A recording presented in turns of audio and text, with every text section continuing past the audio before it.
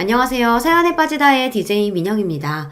오늘도 두 가지 사연 준비되어 있으니 끝까지 함께 해주시고요. 구독과 좋아요 버튼도 눌러주세요. 그럼 오늘의 사연 바로 시작해 볼게요. 안녕하세요, 구독자 여러분. 구독자 여러분을 만나게 되어 반갑습니다. 저 역시 이곳을 구독하고 자주 듣는 애청자이며 아이 하나를 키우고 사는 30대 평범한 회사원이에요. 제 이야기에 들어가기에 앞서 먼저 소개하고 싶은 여자가 한 명 있습니다. 이름은 박미진. 그녀는 나와 같은 애여 태어났지만 동화 왕자와 거지처럼 우리가 자라온 환경은 사뭇 달랐지요. 의사인 아버지 밑에서 외동딸로 태어난 그녀는 세상 좋은 것들은 당연하다는 듯 누리고 살았습니다. 부모의 아낌없는 교육 지원과 바람대로 그녀 역시 제 아버지처럼 의사가 되고만 거죠. 그리고 자신을 둘러싼 주변의 부러워하는 시선과 대우, 그것들은 모두 다 자신이 잘났기 때문이라고 여기고 착각해왔습니다. 나는 세상에 부러울 것이 없는 사람이지. 내가 원하는 건 뭐든지 손에 넣을 수 있고 나보다 잘난 여자는 없을 거라고. 그러니까 나한테 기어오르지 마. 너희 같은 하층민들은 넘볼 수 없는 난 공주님이니까. 이렇듯 저와 상반된 인생을 살아온 동서를 만나게 되며 겪어온 이야기가 제 사연의 줄을 이룰 것 같습니다. 21세기를 지나고 한국 경제가 선진국 반열에 오르면서 이제 굶어 죽는 사람은 없을 거라고들 합니다. 아니요, 아닙니다. 아직도 최저 생계비 지원을 받아야 한 끼 해결이 되는 그런 사람들이 있습니다. 철모르던 시절 나와 남동생은 치킨이 꼭 한번 먹고 싶었어요. 그래서 일주일 동안 한 끼씩 굶어서 치킨 살 돈을 모았고 매주 한 번씩 동네에 찾아오는 치킨 트럭을 기다렸습니다. 치킨 가게는 많았지만 모두 한 마리에 10,000원이 이상이었지만 트럭 뒤에서 줄줄이 매달린 채 돌아가는 통닭의 값은 6,000원에 불과했거든요. 우리 남매가 맛본 세상 첫 닭의 맛이 얼마나 고소하고 맛이 좋던지 지금도 치킨을 먹을 때마다 그때의 기억이 납니다. 내 친부는 매일 술만 마시며 자식에게 술이나 사오라고 시키는 세상 쓸모없는 작자였습니다. 엄마는 병으로 늘 아프셨고 병원에 갈 형편이 안 되어서 진통제 몇 알로 버텨야 하셨습니다. 얼마나 그 고통이 심하셨던지 꽉 깨문 엄마의 입술은 이빨 자국과 피딱지로 범벅이었습니다.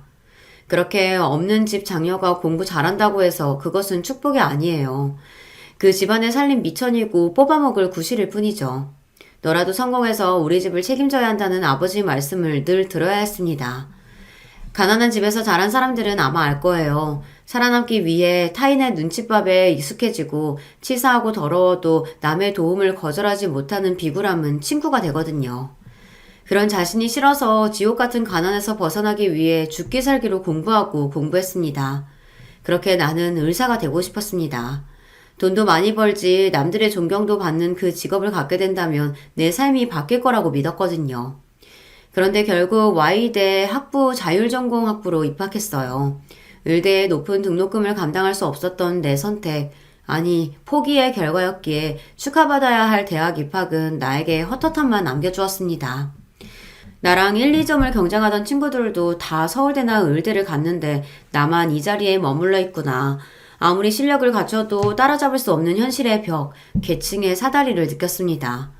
나와 가족의 생계수단이 된 과외와 학교 수업에 치이면서 나에게 젊은 날 낭만이라는 미팅과 MT는 꿈도 못 꾸는 것이었어요.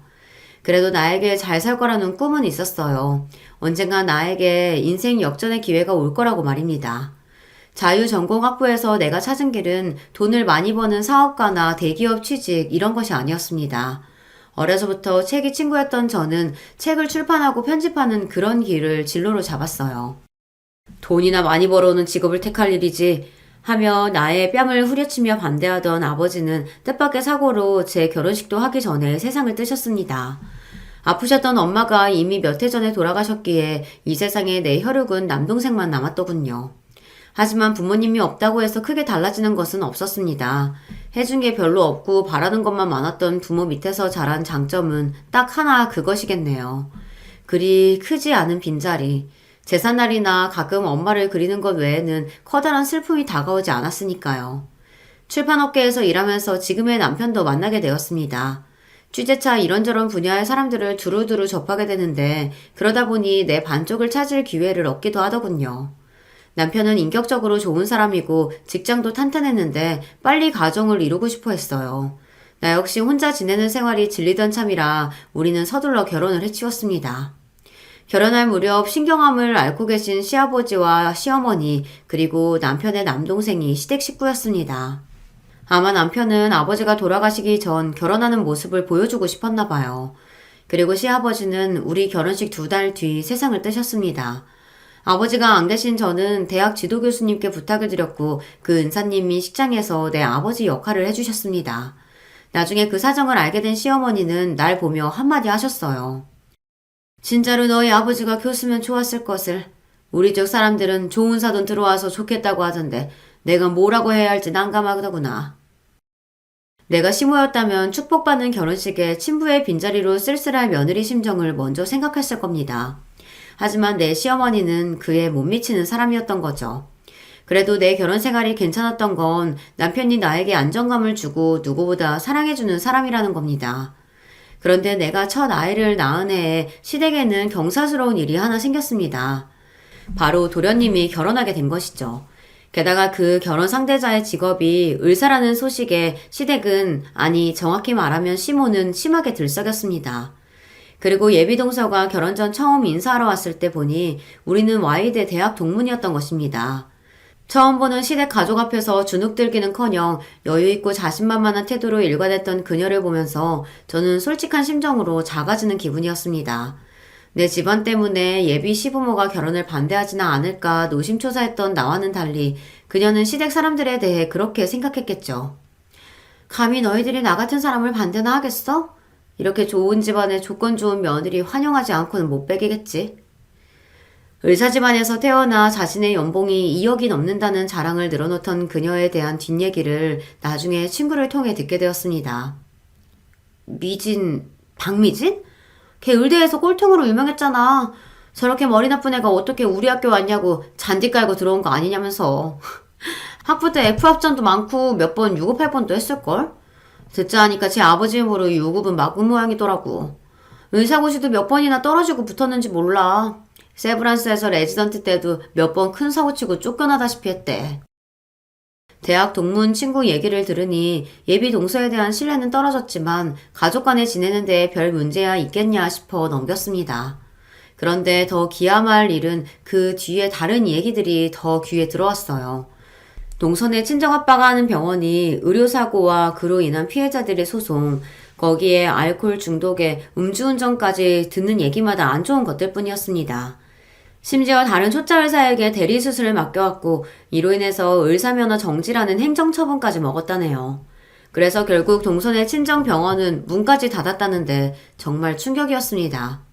세상에서 가장 사명감 갖고 일해야 할 직업 중 하나가 의사 아닌가요? 그렇지만 이에 대해 동서가 하는 말이 더 가관이었습니다. 짜증나서. 환자들이 괜히 우리 아빠 병원 비난하고 소송하고 난리야. 하필 아빠는 지금 망해가지고 나한테 피해를 주고 난리야. 내 병원 개업 도와주겠다고 해놓고 지금 그럴 돈도 없다고 하잖아. 한시도 남 밑에서 페이닥터를 못 있겠는데 난 어쩌냐고. 빨리 개업해야 한단 말이야. 어머님 모은 돈 없으세요? 한 10억? 아니면 5억이라도. 나 같으면 그런 범죄를 저지른 친정아빠가 부끄럽기도 하거니와 의료사고를 입은 피해자들을 비난할 수는 없을 것 같아요. 동서도 참 의사라는 사람이 피해를 본 환자들에 대해 미안해야 하는 거 아니야? 그리고 자식으로서 친정아버지부터 걱정해야지. 지금 동서 병원 차리는 게 먼저니? 개원이와 사정이 나아질 때 좀 천천히 하면 될 것 같은데. 형님이 뭘 한다고 그래요? 의사가 하는 일이 뭐 다 편하고 쉬운 줄 아나 봐. 이상하고 억지 부리는 환자들 진짜 많아요. 의사한테 돈 뜯어낼 작정으로. 의사란 것도 결국 환자들 눈치나 봐야 하는 서비스직의 영업이더라고. 원장은 맨날 나보고 환자들한테 친절하게 해라, 최대한 부작용 없도록 약 처방해라 등등 얼마나 시험의 짓을 하는지. 하루도 버티기 힘들다고. 물론 책임이야 크겠지. 대신 일반인들은 엄두도 못 낼 만큼 높은 연봉에 존경도 받잖아. 권리에는 그만한 책임이 따르는 법이지. 됐어요. 누가 지금 형님더러 구닥다리 조언 듣고 싶댔나요? 내 병원 차릴 돈 보태줄 거냐고. 그것도 아니면 내 앞에서 훈장질 좀 그만해요. 나 보라는 듯이 귀를 막고 쪼르르 시어머니 바로 옆으로 자리를 옮겨서는 둘이 쏙닥쏙닥 하는 겁니다. 아니, 내 흉이나 볼 거면 작은 소리로 하던가 나 들리게끔 큰 소리로 그러는 법이 어딨냐고요. 어머님보다 훨씬 더 어린데 왜 형님이 더 구닥다리 소리나 해야 되는지 모르겠어요. 어머님은 제 심정 이해하시죠? 남편 월급만으로 나중에 우리 애들 대치동 영어 유치원에 학원비 어떻게 감당하겠어요. 제가 어서 병원 개업해서 돈을 쓸어 담아야 우리 애들도 나중에 나처럼 을사로 키우죠. 안 그래요? 그럼. 원래 너희 형님은 너처럼 을대에 못 갔잖아. 그 열등감 때문에 그래. 우월한 네가 이해해라. 그나저나 개원하는데 돈이 얼마나 드는데 그러냐? 뭐 가진 거랑 대출 받는다고 해도 5억은 더 들 것 같아요. 나 같은 사람이 돈 때문에 고민해보기는 또 평생 처음이에요. 오죽하면 이렇게 탈모까지 와서 두피가 숭덩숭덩해졌더라고요. 좀 보세요. 아이고야, 우리 불쌍한 며느리. 스트레스가 얼마나 심했으면. 얘, 첫째 너네 부부는 가진 돈 좀 없냐? 동생네가 이렇게 힘들어하는데 형님네가 돼서 뭐 도움이라도 줘야지. 막말로 동서나 저나 남편 모두 같은 대학 출신입니다. 그런데 시모는 말끝마다 의대 나온 동서랑 제 비교질이에요. 자기 아들은 점수 높은 과라 의대랑 별 차이 없는데 저는 아니라고 하면서요. 진짜 어이가 없어서 참나. 하도 웃겨서 한 번은 제가 물어봤어요. 동서 하는 말마다 내가 나온 과를 무시하는데 수능 점수 몇 점이었어? 저요? 376점이요. 그래? 나는 385점이었다고. 수능 점수도 나보다 떨어지면서 어디서 공부 운운하면서 내 앞에서 잘난 척하는 게 맞는 거니? 그럴 리가 없잖아요. 그렇게 높은 점수면서 왜 의대 안 가셨어요, 그럼? 공주님처럼 잘한 동서가 우리 친정집 같은 사정을 어떻게 알겠어. 의대 등록금 때문에, 그리고 난 전액 장학금 조건으로 지금의 과에 간 거야. 학부 때 난 동서처럼 F 하나 없었고 오히려 A가 대부분이었는데 동서는 유급도 할 뻔했다며? 형님이 그걸 어떻게 누구한테 들었어요? 우리 동문인데 그걸 모르겠어? 동창 친구한테 들었어. 자기 학교 다닐 때 공부 못해서 꼴통소리 듣고 다녔다면서? 매번 동서에 잘난 척에 당하기만 하다가 처음으로 내가 카운터펀치를 먹인 셈이죠. 자기 약점을 찔렸는지 동서의 얼굴은 울그락 푸르락 했습니다. 그런데 금세 비웃음을 머금은 얼굴로 나에게 반박하더군요. 형님, 그거 모르세요? 공부 잘한 것만으로는요, 요즘 같은 시대에 성공 못해요. 자기가 태어난 집안, 그게 얼마나 중요한 성공 요소인데요. 수능 점수가 아무리 나보다 높았다 한들 누가 그런 자질구레한 사정 알아주나요? 어쨌건 난 의사가 됐고 형님은 그저 평범한 직장인인데 안 그래요? 그녀는 남의 상처에 염장질하는 듯 타고난 실력자였습니다. 동서의 말은 내 자존심을 제대로 건드는 팩트 그 자체였으니 전 아무 말도 못했어요. 시모까지 동서의 말에 장단을 맞추면서 나를 더 비참하게 만들었습니다. 그래서 내가 둘째 널 예뻐하잖니. 가만 보면 공부만 하고 융통성 없는 애들이 저렇게 비현실적인 생각에 사로잡혀 산다니까. 둘째야, 네가 이해해라. 원래 저런 애들일수록 더 도끼를 똘똘 뭉쳐서 공부 하나는 잘할 수도 있지. 그런데 세상이 어디 그걸로 되니? 든든한 백도 있고 돈도 있고 그게 네 부모면 금상첨화인 거지. 뭐가 그리 웃기고 좋다고 둘은 내 앞에서 박장대소를 했습니다. 심지어 동서는 어린애처럼 나한테 혀를 내보이며 매론까지 했어요. 동서와 시모 그 둘이 붙으면 매번 나는 패배자가 되어버렸습니다. 그럴수록 저는 투지를 불태웠습니다. 오냐, 마음껏들 비웃어라. 쟤 아무리 을사고 해도 결국은 내가 더 잘 먹고 잘 살 테니까 어디 두고 봐. 저는 재테크를 위해 20대 청춘을 바쳤다 해도 과언이 아닙니다. 10원 한 장의 소중함도 느끼며 자라온 나에게 절약정신은 이미 몸에 배어 있었습니다. 대학교에서 치러진 가상주식 투자 경연대회에서도 입상할 정도로 경제 지식이나 투자법도 익혀왔고요. 여러분, 세상의 부를 이루는 것은 비단 자산뿐이 아닙니다. 절약과 좋은 투자법 그 두 가지만으로도 충분히 부유해질 수 있다는 것을 저는 증명해 보일 수 있거든요. 거기에 출판업계에 있으면서 사회에서 성공하고 명성을 쌓은 사람들과 접하면서 배운 점이 참 많았어요. 성공한 주식 투자자나 부동산 업계의 큰손, 또 자수성가한 사업가 등 그런 사람들과 교류하며 얻게 된 정보와 교훈, 또 몇 분은 개인적으로 연락할 만큼 제 인맥은 탄탄해졌죠. 대학교 때부터 많은 과외를 했지만 집안 생활비로 내어드리느라 얼마 모으지 못했어요. 하지만 부모님 떠나시고 동생도 자립해서 돈을 벌더니 어느덧 제 월급으로 종잣돈 1,000만 원을 모을 수 있었죠. 그 돈으로 본격적인 재테크를 시작하게 된 겁니다. 여러분이 흔히 아시는 국내 주식, 해외 주식, 펀드 등의 파생 상품 등을 통해 종잣돈이 1억이 되는데 3년이라는 시간이 걸렸습니다. 그리고 다음 5억으로 만드는 시간은 그보다 적은 2년밖에 안 걸렸습니다.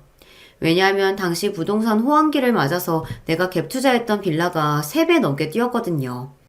운이 좋았지만 10년간 재테크에 시간과 경험을 투자했기 때문에 이룬 결과라고 볼 수 있습니다. 이렇게 모은 내 소중한 5억에 대해 그 누구에게도 발설하지 않았어요. 다만 내가 인생에서 유일하게 믿을 수 있는 남편에게만은 이 기쁜 소식을 알려주었죠. 여보, 나 드디어 5억 모았어. 우리 전세금 빼고 대출 좀 받으면 내가 바라는 그 서초동 아파트 있지. 거기 살 수 있다고. 남편 역시 몹시 기뻐하며 제 어깨를 토닥여 주었습니다. 정말 장하다. 다현이 키우며 직장 다니는 것만도 벅찼을 텐데 언제 투자해서 이렇게나 모은 거야? 자기가 너무 자랑스럽고 고맙다. 그리고 다음날 서초동 그 아파트 앞에 가서 위용당당한 집들을 보며 생각했습니다. 이제 내 집으로 만들 수 있게 됐구나. 여기까지 오는데 10년 가까이 걸렸지만 말이야. 제가 그 아파트를 처음 보게 된 것은 대학교 다니던 어느 날 새로 맡은 과외 학생의 집을 찾아갔을 때였습니다. 서울의 요지에 자리 잡은 좋은 교통, 또 우수한 학군과 거기에 신축 아파트의 편리한 구조까지 그 집을 드나들면서 점점 그 아파트는 제 마음에 들어오게 된 것이죠. 나 진짜 성공했구나 싶은 벅찬 기분을 느끼며 전화로 미리 연락했던 부동산에 들어갔습니다. 사장님, 지난번 연락드렸던 사람인데요. 그 매물 오늘 볼 수 있죠? 물론이죠. 거기 사는 집주인과 이미 시간 약속 잡았습니다. 자, 그럼 가실까요? 저는 그 아파트 중 좋은 가격이 나온 집 한 곳을 실제로 둘러본 뒤 계약하겠다고 말했습니다. 집 명의자가 현재 해외에 있다는 사정상 계약서는 한 달 뒤에 쓸 테니 그 전에 가계약금을 걸라고 부동산에서 얘기했어요. 그 자리에서 바로 1,000만 원의 가계약금을 보내놓고 이 소식을 남편에게 전했습니다. 그래? 그 집을 살 수 있다고? 얼마에? 내가 좀 많이 깎아달라고 요리조리 설득했더니 9억 8천에 팔기로 얘기됐어. 2천만 원이나 깎았다고. 근데 당신 지금 어디야? 오, 2천만 원이나 깎았다니 진짜 잘했다. 갑자기 가족회의랍시고 엄마가 우리 형제들 불러 모았거든. 잠깐만, 엄마 뭐라고요? 네? 여보, 일 끝났으면 엄마가 당신도 집으로 오라고 하시는데? 남편과 통화를 마치면서 왠지 몸에 난 털이 삐죽하게 서는 기분이 들었습니다. 내 집 계약한 이 좋은 날 시어머니 얼굴 보기 싫은데 꼭 시댁으로 가야 하나. 하지만 이미 가겠다고 말한 마당에 어쩔 수 없이 시댁으로 발걸음을 돌려야 했죠. 시댁에 들어가니 현관에는 여러 구두와 신발이 뒤엉켜 있는 것이 눈에 들어왔습니다. 생각보다 많은 식구들이 모여있음을 짐작할 수 있었죠. 또 뭐가 필요하시다거나 여행 보내달라고 부르신 건가? 평일 저녁에 부르실 게 뭐람. 혼자 궁시렁대고 들어가니 거실에 있던 시댁 가족 모두 일제히 나를 보고 있었어요. 마치 나를 무척 기다리고 있었다는 듯 상기된 얼굴로 시모가 제일 먼저 절 불렀습니다. 어서 오너라, 내 장한 며느리. 평소답지 않게 나를 환대하니까 좋다기보다는 무척 의아했거든요. 얼떨떨해하며 들어가려는데 먼저 와 있던 동서가 자리에서 일어나 나를 마중하러 오기까지 하는 겁니다. 그리고 내 팔에 팔짱을 끼며 거실로 같이 걸어가는 거예요. 내가 오든 말든 평소 인사도 안 하던 애가 갑자기 무슨 바람이 불었대. 이상하지만 그래도 대접받으니 기분이 나쁘지 않았어요. 그렇게 동서의 손길에 이끌려 거실 소파에 앉게 되었죠. 집에 무슨 일이 생겼나요? 갑자기 모든 가족들이 소집되셨네요. 우리 집안에 아주 중차대한 문제가 있어서 그거 얘기하던 중이었는데 뜻밖의 네가 우리의 구세주라는 걸 알고 나서 얼마나 다행이던지. 도대체 무슨 말씀이신지 자세하게 설명을 좀 해주세요. 우리 친정에서 내 병원 차리는 일을 결국 못 도와주겠다고 하셨거든. 그래서 당장 어찌 돈을 해결해야 하나 모든 가족이 모여서 고민하던 차에 아까 형님이 전화하시는 걸 듣게 되었죠. 우리 멋진 형님, 언제 그렇게 몰래 거액을 만드신 거예요? 그 염소똥 같은 월급으로 그게 가능한가? 남편과의 통화를 듣고서 내게 큰돈이 있다는 것을 시댁 사람들 모두가 알게 된 것입니다. 뜻밖의 상황에 당황한 나머지 난 남편부터 찾았어요. 우리 다현 아빠는 어디 갔어요? 어떻게 된 상황인지 자초지종을 좀 들어봐야겠어요. 그럴 필요까지야 있겠니? 우리가 아까 다 들었단다. 앙큼한 거. 너 5억이나 모았다면서? 지금 딱 네 동서가 필요한 돈이 그건데 네가 해주면 되겠다. 금뱅이도 그러는 재주가 있다더니. 아니 식구끼리 좋은 투자처 있으면 공유도 하고 그럴 것이지 혼자서만 돈 버셨다니 참 너무해요. 제가 병원 개원하고 나면 꼬박꼬박 갚을 테니까 그 돈 저 빌려주세요. 내 청춘 다 바쳐 모은 돈을 대놓고 달라는 두 여자 말에 황당하고 어이가 없었습니다. 그 뻔뻔함에 화가 치밀어 오를 지경에 이르렀죠. 안 될 말씀이네요. 그 돈은 우리 식구의 보금자리 아파트를 사기 위해 제가 어려서부터 모은 거라고요. 미안하지만 동서, 나 그 돈 내줄 수 없어. 가식적으로 웃고 있던 동서와 시모의 얼굴 표정이 내 거절 한마디에 차갑게 싹 변해버렸습니다. 왜? 그냥 달란 것도 아니고 지금 내가 절실하게 필요한 상황이니 나중에 잘 갚겠다고 했잖아. 형님은 내가 그렇게 미워요? 아니, 내가 잘 되는 건 다 배 아프신 건가? 동서, 오해가 심하다. 동서가 밉다고 이유 없이 못 빌려주겠다는 게 아니야. 이유가 있다고. 그래? 그 이유나 들어보자. 형제가 내 도와주는 것보다 더 큰 이유가 뭔데 그러냐? 방금 저 아파트 계약하고 온 길이에요. 서초동 우리 아파트 구입하겠다는 계약금으로 1,000만 원 치르고 돌아오는 길이거든요. 뭐? 서초 우리 아파트? 거기 우리 엄마 친정집인데 형님이 거기 들어간다고? 형님, 뱁스가 황새 따라가면 다리 찢어지는 법이에요. 우리 친정집이 부러웠던 모양인데 형님이 갈 만한 그런 동네인 줄 알아요? 집 사는데 사람 정해놓는 법 있나? 그 돈 낼 능력만 있으면 되지. 그리고 내가 살 아파트 내 돈 주고 산다는데 동서가 뭐라는 거야? 동서네 친정집이 그 아파트인지도 몰랐어 나. 됐다. 긴 말 필요 없고 아파트는 나중에 사고 일단 작은 애한테 그 돈 줘라. 이제 저는 참고 있을 수가 없었습니다.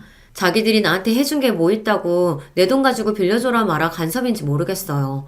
게다가 동서는 그 아파트가 내가 살만한 곳이 아니라며 대놓고 무시하고 말이죠. 내 돈입니다. 왜 내 돈에 왈가왈부하는지 몰라도 이미 아파트는 계약했고 돈 이야기는 그만하시죠. 절대 안 돼. 이 돈이 나한테 어떤 의미인데 죽어도 내 돈은 못 내놔. 저는 울면서 시댁을 뛰쳐나오다시피 도망쳤습니다. 내가 이만큼 강경하게 거절했으니 다신 돈 얘기 꺼내지 않을 거라던 내 생각은 짧았어요. 이미 손에 닿을 수 있는 돈 5억이 내게 있다는 걸 아는 이상 동서는 내 돈을 절대 포기하지 않으려던 것입니다. 호랑이 입에 담겨있는 금괴는 포기할지언정 집에서 키우는 개 입속의 금괴는 아무리 발버둥 친다 해도 어떻게든 빼내려 들겠죠. 시모나 동서에게 저는 그런 개처럼 하찮은 존재였으니 그런 마음이었을 것 같아요. 그날 이후 매일매일 시모는 내게 전화해댔습니다.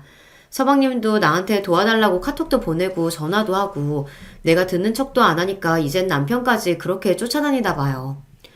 와, 내가 업무 준비하느라 연락을 못 받으니까 오늘 아예 회사까지 찾아오더라. 돈이 얼마나 급하면 그럴까도 싶네. 우리가 당장 살 집이 없는 것도 아닌데 우리 그냥 재수씨 빌려줄까? 모든 사람들이 한패여도 당신은 나한테 그러면 안 되죠. 내가 어떻게 모은 돈인지 알면서 그런 소리래요? 동서야말로 나중에 천천히 개원하면 되지 왜 꼭 지금 못해서 난리야? 내가 동서한테 더 얄미운 부분이 뭔지 알아? 정작 내 돈 필요한 당사자는 자기면서 어머님이나 서방님같이 주변 사람들 움직여서 내 돈을 노린다는 점이야. 그런 비열한 속내가 보여서 동서한테만은 절대 내 돈 못 줘. 아, 그래 알겠어. 당신도 좀 너무 예민하다. 어차피 안 빌려주겠다면 내 입장에선 당연히 당신 말 따라야지. 그런데 엄마 말 맞다나 재수씨에 대한 열등감 때문에 유독 재수씨 병원 차리는 일 막으려는 그런 일도는 아니지 당신?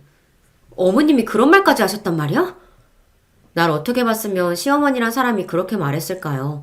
게다가 남편까지 그런 말 못하게 막아야지 등신처럼 듣고만 있다가 나한테 전하다니 정말 충격이었습니다.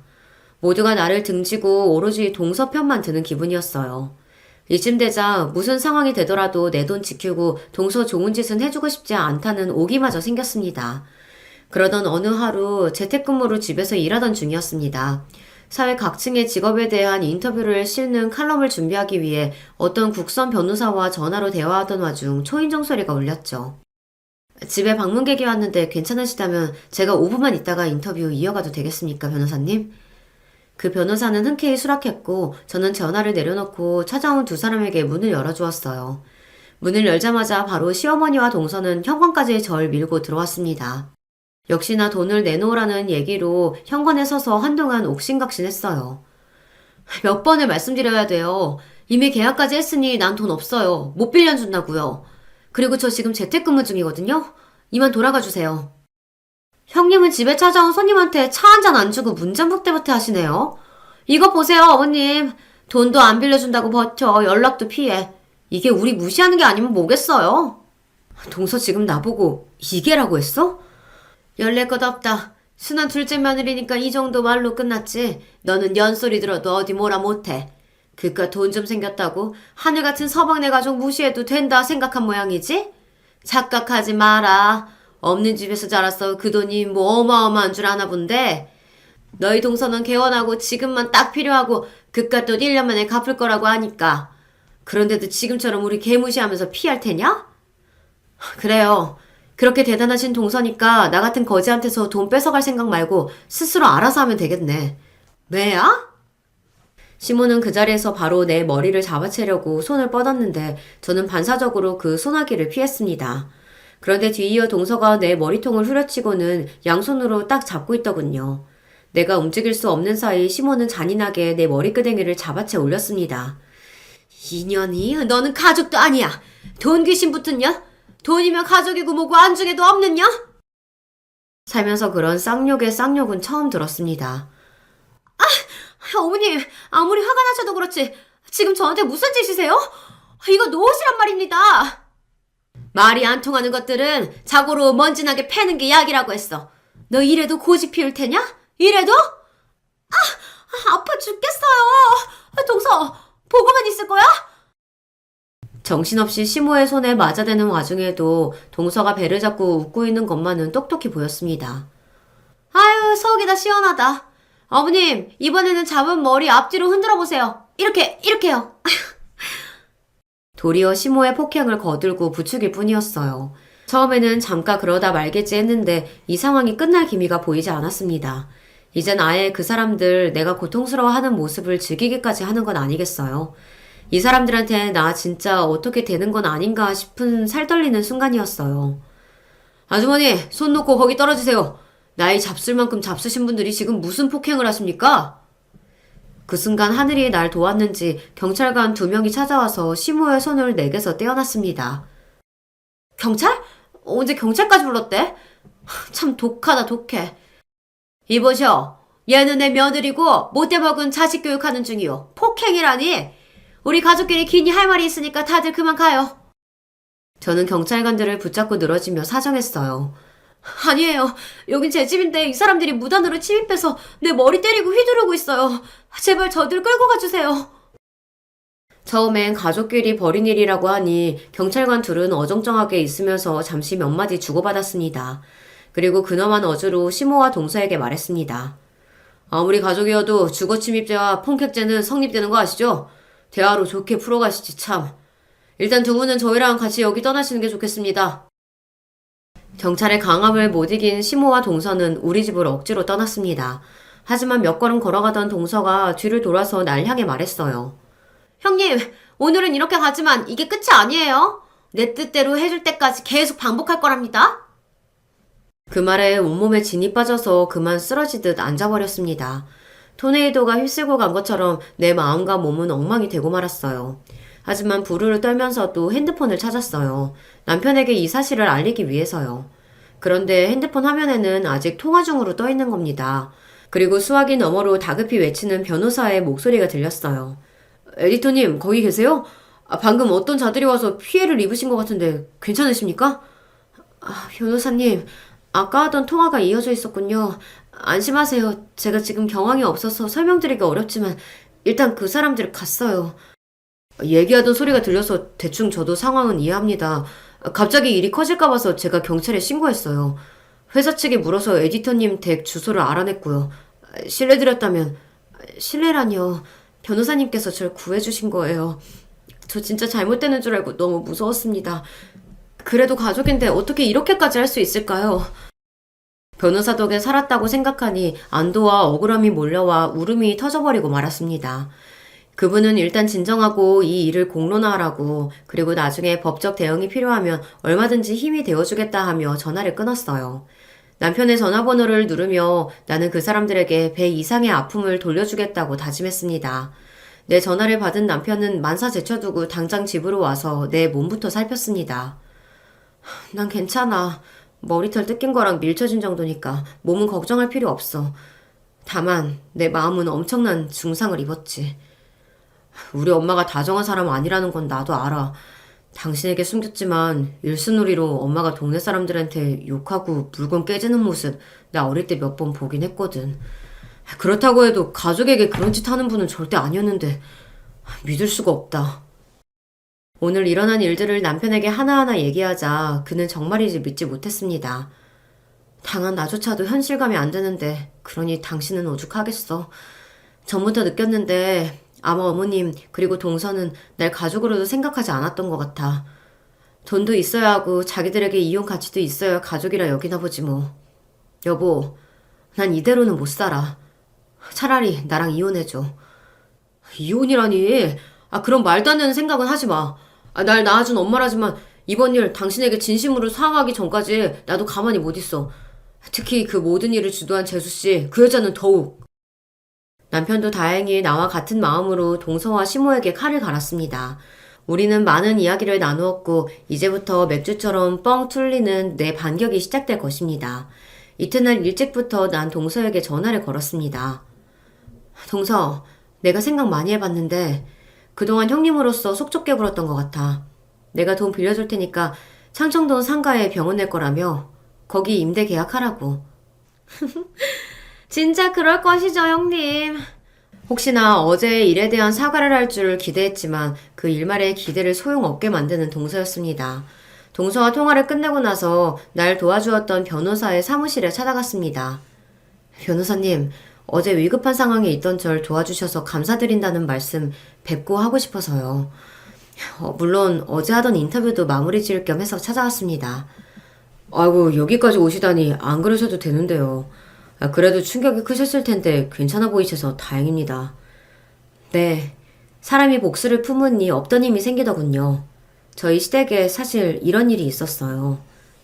변호사를 찾아간 김에 어떤 좋은 비책이 있을까 해서 내가 당한 이야기들을 솔직하게 상담했어요.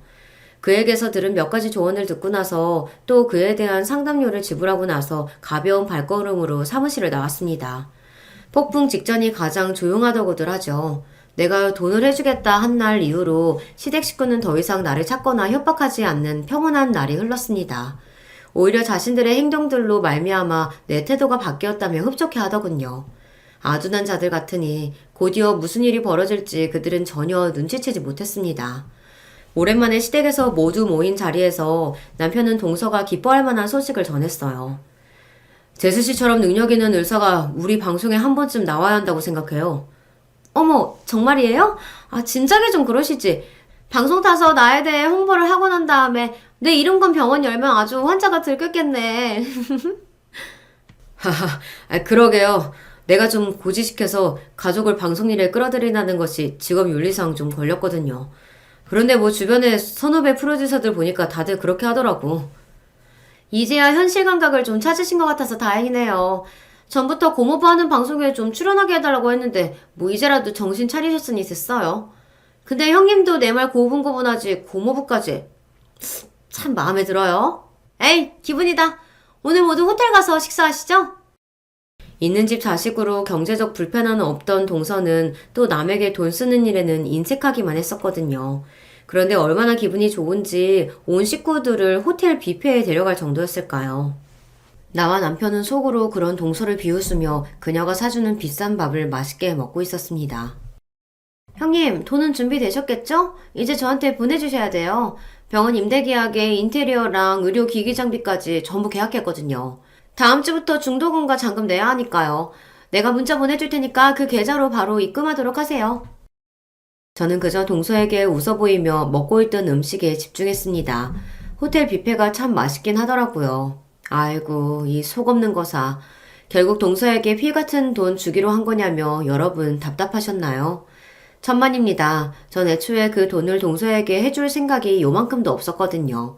그런데 왜 돈을 주겠다고 하고 동서 말대로 굴었느냐 하면 말이죠. 동서가 병원을 열기 위해 여기저기에 계약하면서 쓰고 다닌 돈이 이미 1억이 훌쩍 넘었습니다. 변호사 얘기를 들어보니 세상의 모든 계약에는 위약금이라는 것이 있다더군요. 그래서 일부러 돈을 빌려주는 척 굴고 동서가 여기저기서 일을 벌이도록 유도한 것이죠. 그런 상황에서 갑자기 내가 돈을 빌려주지 못한다면 단지 1억이 넘는 계약금만 되돌려받지 못하면 양반인데 경우에 따라서 잔금을 못 내면 벌금까지 내야 할 수도 있다고 합니다. 그게 법률 용어로 위약금이라는 건데 전 바로 그것을 동서에게 선물처럼 안겨줄 생각이었죠. 동서 말대로 며칠 뒤 나에게 계좌번호를 보냈지만 전 그대로 무시했습니다. 또한 돈을 보내줘야 하는 날이 되도록 나는 연락을 끊고 지냈어요. 동서 입장에서 믿었던 돈줄이 연락 두절이니 미치고 팔짝 뛸 노릇 아니겠어요. 발등에 불이 떨어진 동서는 급기야 우리 딸의 유치원 앞에서 날 기다리고 있었습니다. 여기서 기다리니 이제야 나타났네. 내가 전화도 수천 번 했어. 집에도 찾아가도 아무도 없던데. 도대체 잠수라도 탄 거예요? 나 돈 필요하다고 빨리 보내달라고요. 동서의 성화에 난 바로 울상을 지으며 털썩 주저앉아 엉엉 우는 신용을 했습니다. 동서, 큰일 났어. 큰일 났다고. 무슨 일이에요? 차근차근 얘기 좀 해봐요. 내가 크나큰 일을 겪어서 경험이 없는데 동서 연락을 어떻게 받고 답하겠어. 나 있지. 사기당했어. 보이스피싱 말이야. 어떤 남자가 전화해서 자기가 검찰청 사람인데 내 돈 전부가 들어있는 계좌가 범죄에 사용되었다고 하지 않아. 그대로 두면 이미 범인들이 내 돈 전부 빼간다는데 내 계좌를 범죄에 써서 나까지 연루될 수 있다고. 그러니 내가 어떻게 하겠냐고. 그들이 시키는 대로 통장 비밀번호랑 알려주고. 그래서 어떻게 됐는데요? 설마 지금 그 보이스피싱 놈들에게 돈을 홀라당 넘겨주었단 말은 그런 건 아니겠죠? 하지만 난 아무 말 못하고 땅을 치며 통곡했고 그런 날 보는 동서는 너무나 어이없어 했습니다. 사람이 모자라도 어떻게 그렇게 모자랄 수가 있어? 다 큰 어른이 그딴 사기에 넘어가다니. 그래서 날 빌려주기로 한 돈은 어떻게 할 건데? 내 돈은? 돈을 해줄 방도가 없다는 내 말에 동서는 급기야 내 멱살까지 잡았습니다. 네 돈 홀라당 날려먹은 건 네가 알아서 할 일인데 난 어쩔 거야. 네 돈만 믿고 계약금에 위약금까지 몇 억은 될 텐데. 게다가 이미 다니던 병원도 그만둔 지 오래라고. 미안하게 됐어 동서. 하지만 여기 우리 다현이 유치원 앞인데 여기서 이렇게 내 멱살까지 잡고 노르시면 어떡해. 살려주세요. 살려주세요. 이 여자가 나를 막 때려요. 이렇게 고함까지 치며 전 주변 사람들에게 도움을 청했습니다. 내 요청을 듣고 찾아온 사람들은 억지로 동서를 내게서 떼어놓고 경찰서로 인계했습니다.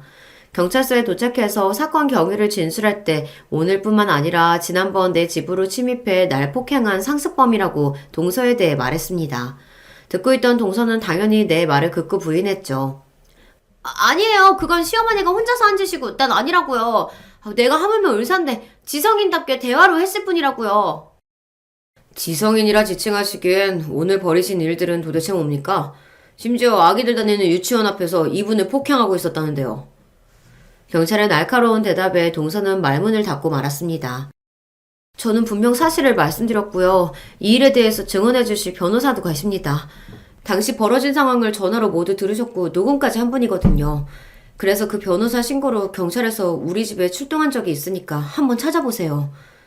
내 말을 들은 경찰은 컴퓨터를 조회하더니 드디어 내 증언에 확신을 가지는 듯한 표정을 지었습니다.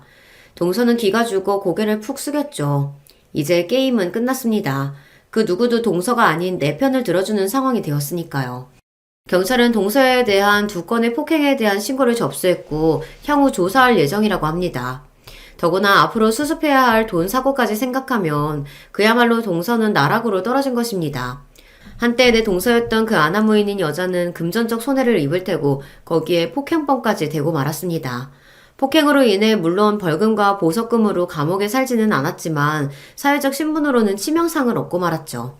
이렇듯 모든 수단과 방법을 동원해서 결국 저는 나를 짓밟았던 인간에 대한 복수를 마무리 지었습니다.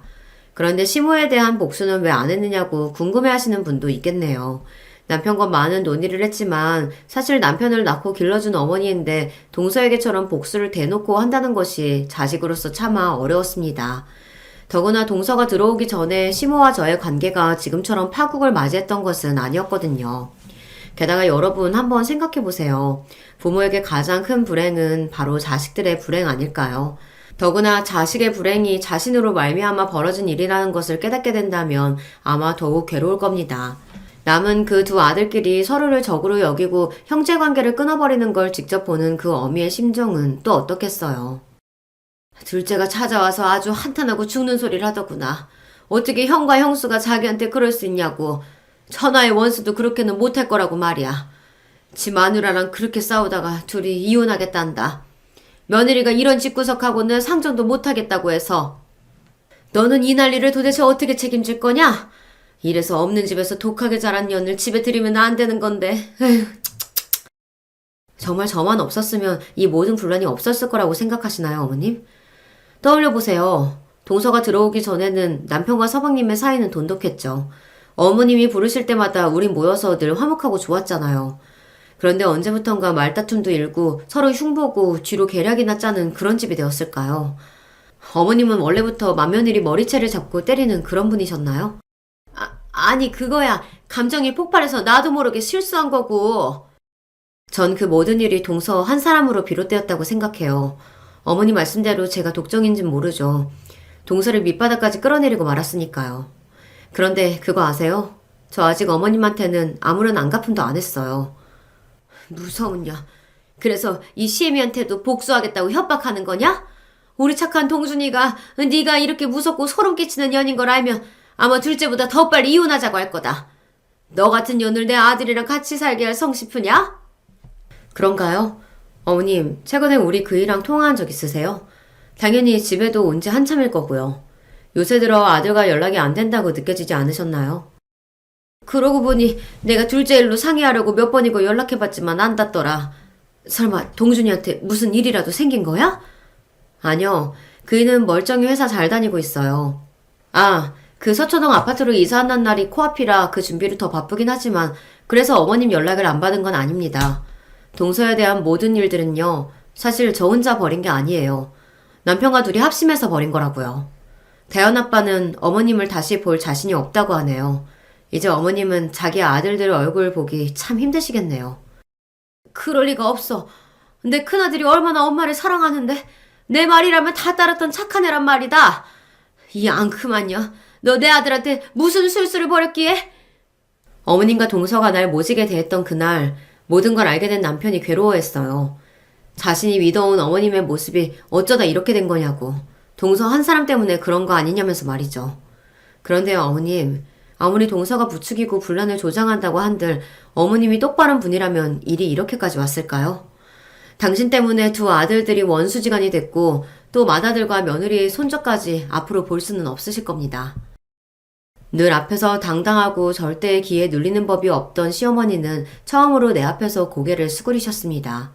그리고는 어깨를 들썩이며 눈물을 짜내셨죠.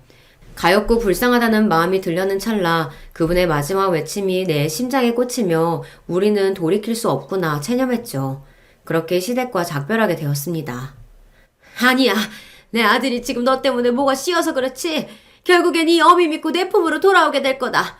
그러니까 자신만만해 하지 마라. 결국 이혼당하고 버려지는 건 바로 너야. 아까 처음에 여러분께 말씀드렸죠.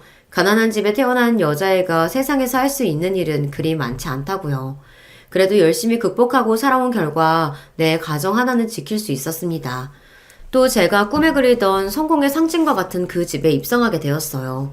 내 아이만큼은 좋은 집에서 남부럽지 않게 키울 수 있어요. 물론 아직 빚이 꽤 많이 남아서 우리 부부 더 열심히 벌어서 갚아야 하지만요. 전 그 어느 때보다 행복한 나날을 보내고 있습니다. 만약 그때 멍청하게 동서에게 돈을 빌려주었더라면 전 지금 이 집에 있을 수 없겠죠. 누군가의 압력과 협박에 못 이겨서 혹은 난 가난하니까 어쩔 수 없다는 마음으로 포기하지 않으셨나요? 신길동 환자집에서 밥도 잘 못 얻어먹고 생리세 살 돈도 없던 소녀는 이만큼 성공했습니다. 저처럼 어려운 환경에 있는 학생들 절대 포기하지 마세요. 있는 집에서 자란 사람에게 짓밟히지 않고 오히려 그 사람을 응징해 주었잖아요. 그러니까 절 보시고 우리 각자는 힘이 있는 존재라는 점을 잊지 마셨으면 합니다. 세상에 영원한 힘도 약자도 없는 법이니까요.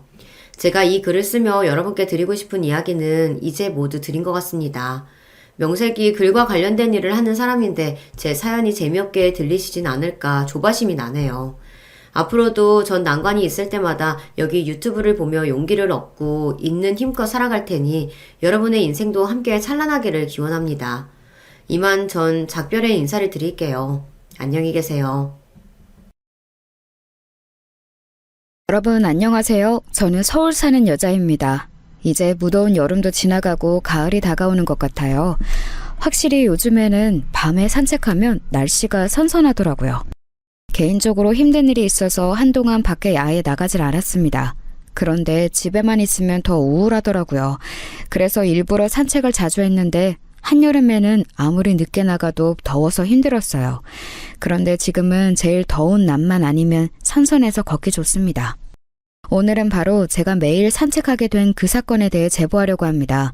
제가 인생을 살며 겪었던 그리고 주변에서 들었던 내용 중에 제일 놀라운 사연이에요.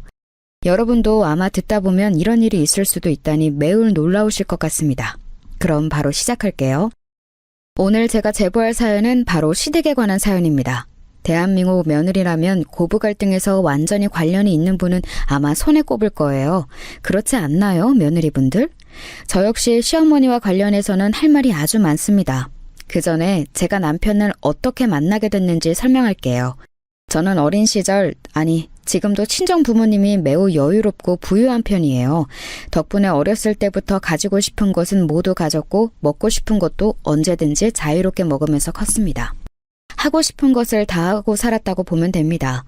어느 정도로 부유했냐면 학교에 가면 선생님들이 먼저 우리 집안 사정에 대해 언급하셨어요. 그리고 친구 부모님을 어쩌다 만나면 다들 저를 알아보셨고 친구들도 우리 집에 가고 싶어 했습니다. 제가 봐도 평범한 제 친구들과는 달리 우리 집의 크기는 몇 배나 컸어요. 다른 친구들은 집에서 엄마가 집안일을 한다고 했는데 우리 집은 집에서 일하는 이모님만 3명이었습니다. 아버지는 사업을 크게 하셨고 어머니는 일을 따로 하지는 않았지만 그렇다고 집에서 집안일을 하지도 않으셨어요. 여유로운 환경 덕분에 가족끼리 사이도 매우 좋았습니다. 게다가 저는 위로 언니와 오빠가 있는 막둥이였거든요. 그래서 언니와 오빠의 내리사랑도 받으며 행복하게 자랐습니다. 부모님은 언제나 다정하고 우리 집은 큰 근심 걱정 없이 아주 행복했어요. 이런 제가 부모님과 태어나서 처음으로 갈등을 만든 계기는 바로 결혼이랍니다.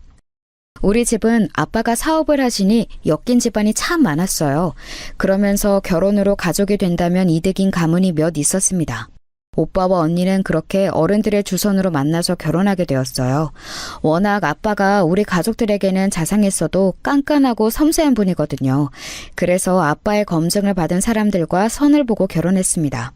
언니와 오빠도 아빠가 그렇게 데려온 결혼 상대가 마음에 들었다고 해요. 아빠가 몇 차례에 걸쳐 데려온 사람들이라 집안은 당연히 좋았고 성격과 외모도 훌륭한 사람들이었습니다. 저도 가족이 되고 형부랑 새언니를 보았는데 사람들이 참 선한 사람들이었어요. 왜 아빠가 데리고 왔는지 잘 알 것 같았습니다. 그런데 저는 경우가 달랐어요. 사실 저도 아빠가 데리고 온 사윗감이랑 결혼할 예정이었습니다.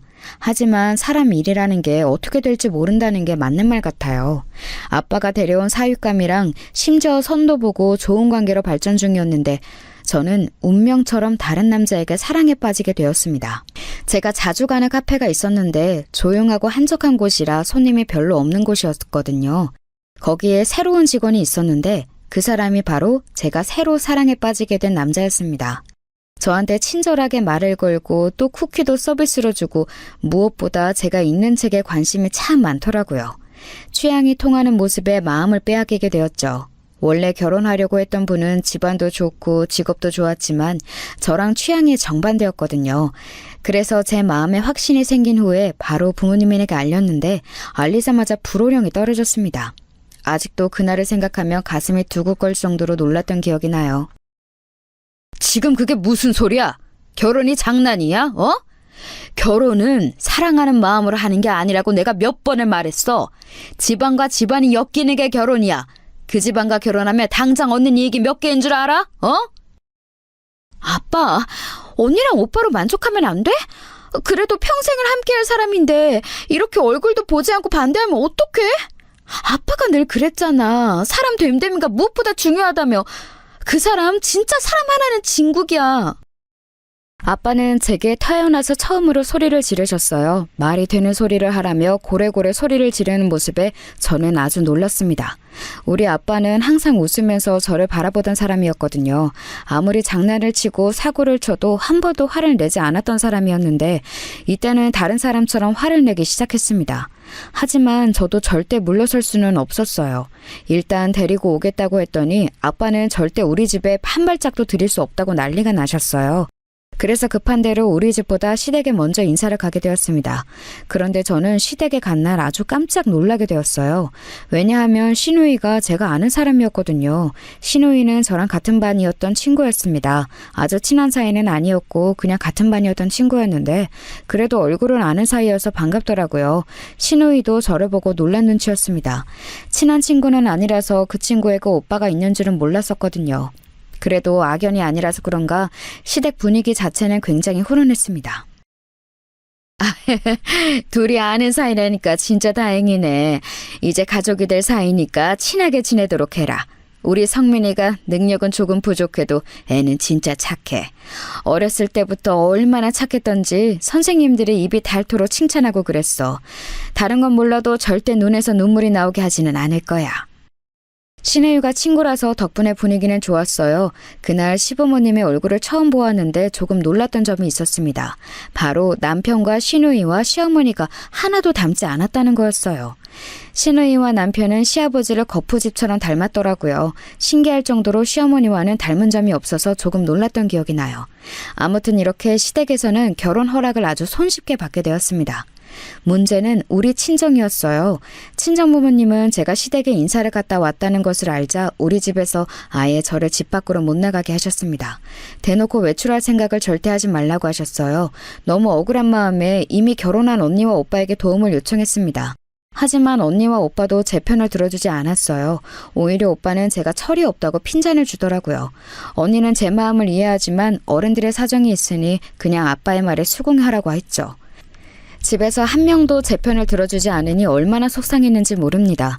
급기야 저는 아무 음식도 먹지 않고 단식투쟁으로 제 마음을 표현하기 시작했어요. 제가 단식투쟁을 하자 엄마는 저를 걱정하느라 제 방문 앞에서 계속 우는 소리를 하셨죠. 그런 엄마와 달리 아빠는 오히려 아직도 정신을 못 차렸냐고 머리를 잘라버린다고 가위를 들고 오기도 했습니다. 다행히 엄마가 말리고 저도 미친 듯이 거부해서 머리는 그대로 보존할 수 있었어요. 하지만 아빠의 그런 모습에 저는 아주 많은 상처를 받게 되었습니다. 원래 하지 말라고 하면 더 하고 싶어지는 게 사람 심리잖아요. 아빠가 저렇게 나오니까 저는 오히려 결혼이 너무 하고 싶더라고요. 단식 투쟁도 통하지 않으니 제가 선택한 것은 바로 가출이었어요. 새벽에 저는 다들 잠자리에 들어 고요한 집을 몰래 살금살금 나가게 되었습니다. 사실 2번은 실패하고 3번째에 성공했어요. 아빠가 거실에서 자는 것을 모르고 있어서 첫 번째 시도는 실패했습니다. 2번째에는 방문 앞에서 아빠가 저를 감시하고 있어서 실패했어요. 이렇게 된 이상 현관으로 나가는 것은 전혀 불가능했습니다. 그래서 저는 창문을 통해 가출하는 것을 선택했어요. 제 방은 2층에 있었는데 다행히 마당이라 잔디가 많았습니다. 몰래 조심스럽게 이불과 수건을 엮어 창문에 걸고 내려갔어요. 제가 그렇게 탈출할 거라고는 아무도 생각하지 못했는지 현관 앞에는 쥐새끼 한 마리도 보이지 않았습니다. 너무 신이 난 저는 그대로 친구 집으로 갔고 다음 날 남편을 만났죠. 당연히 제 가출 소식을 알고 가족들은 난리가 났습니다. 심지어 아빠와 엄마는 저를 찾으러 시댁을 찾아가셨어요. 이런 근본도 없는 집안에 내 딸을 시집 보내라고? 아이고, 하늘에 계신 우리 아버지가 놀라서 자빠지겠다. 당신들은 양심이 있는 거야? 부잣집 공주님을 데려가면 뭐라도 내놓아야 하는 거 아니냐고? 아빠, 진짜 왜 그러는 거야? 아빠가 이렇게 반대할수록 나는 더 결혼하고 싶다고. 이러는 거 나한테 전혀 좋은 행동 아니라고 몇 번을 말해? 나는 아무리 반대해도 성민 씨랑 결혼할 거야. 아빠가 아무리 말려도 저는 들은 척도 하지 않았습니다. 사실 이때 엄마는 제가 단식 투쟁도 하고 가출까지 하니까 어느 정도 포기하셨어요. 오빠와 언니도 제 이런 모습을 처음 봤으니 놀라면서 심하게 반대하진 않았습니다. 그렇게 아빠와 지독하게 서로 입장을 굽히지 않고 있었는데 사건이 하나 터지게 되었어요. 그 사건은 아직도 생각하면 머리가 아프고 손이 떨리는 사건이랍니다. 제 인생에서 가장 슬픈 일을 꼽으라고 하면 저는 이 일을 말할 거예요. 아주 극심하게 제 결혼을 반대하던 아빠가 마지못해 결혼 허락을 하게 되는 일이 발생하게 되었습니다. 그 이유는 갑작스러운 교통사고였어요. 제가 막둥이고 위로 언니와 오빠가 있다고 했잖아요. 언니와 오빠 부부가 4시 집안 행사 때문에 한 차에 타고 이동하다 교통사고를 당하게 되었습니다. 그 사고로 운전하던 우리 오빠는 그 자리에서 사망했고 조수석에 있던 새언니와 뒤에 있던 언니 부부는 아주 크게 다쳤어요. 게다가 새언니는 임신한 상태였는데 사고로 아이까지 잃게 되었습니다. 이 사고로 우리 가족에게 가져온 영향은 아주 컸어요. 새언니는 유산 후 정신이 나가 정신병원에 입원하게 되었습니다. 아이도 잃고 남편도 잃었으니 제정신으로 살 수가 없었던 거죠. 일상생활이 아예 불가능하던 상황이라 그렇게 병원에 입원하게 되었죠. 그리고 뒷좌석에 있던 언니 부부도 심각한 상태였어요. 우리 언니는 평생 휠체어에 의존해서 살아야 했습니다. 형부는 한동안 아예 혼수 상태에서 깨어나질 못했어요. 그리고 겨우 눈을 떴지만 역시 거동이 불편해서 병원에 계속 입원해서 살아야 했습니다. 이런 상황이니 집안은 당연히 난리가 났어요. 엄마는 사고 소식을 듣고 그 자리에서 쓰러지셨고 아빠 역시 많이 힘들어했습니다. 겨우 사고 수습하고 뒤처리를 하니 어느덧 1년이라는 시간이 흘러 있었어요. 오빠는 죽고 언니는 휠체어에 의존해서 살아야 했고 임신은 평생 무리라는 진단을 받게 되었습니다. 그 소식을 듣고 우리 가족은 슬픔에 빠지게 되었죠.